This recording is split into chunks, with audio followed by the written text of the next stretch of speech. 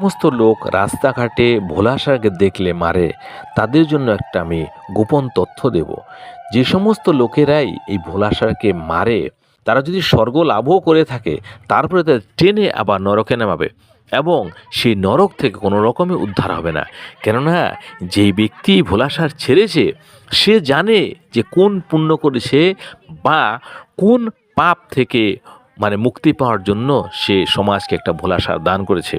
কিন্তু যে মূর্খ, যে বোকা এই ভোলা ষাঁড়কে লাঠির আঘাত করে কোনোভাবে তাকে কষ্ট দেয়, তার যদি 100 পুরুষ স্বর্গে গিয়ে থাকে, স্বর্গ ভোগ করে থাকে, তাদেরও টেনে এই নরকের মধ্যে আবার নামাবে। আর এই নরক যে বলছি আমি, এই নরক সম্বন্ধে আপনাদের কোনো রকম ধারণা নেই। কি যে কষ্ট, এই মানব জীবন হয়ে আপনি কোন কষ্ট করে গেলেন, কোনো কিছু করেন না। আপনি যত গরিব থেকে গরিব হন, যত রোগ ব্যাধি আপনার হয়ে থাকে, তারপরে ওই নরক যন্ত্রণা থেকে লাখ গুণা কম। কেননা নরক সম্বন্ধে আপনার কোনো রকম ধারণা নেই। যদি আপনার পূর্বপুরুষদের বা আপনি নিজেও নরক যাত্রা না করতে চান, তাহলে গো সেবা করুন। ভোলা ষাঁড়কে যেখানে দেখুন, যেভাবেই হোক ওর সেবা করুন, কিন্তু লাঠির আঘাত করবেন না।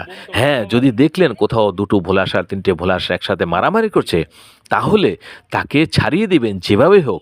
অল্প আঘাত করে হলেও, ভয় দেখিয়ে হলেও, জল দেখিয়ে হলেও ছাড়িয়ে দিন।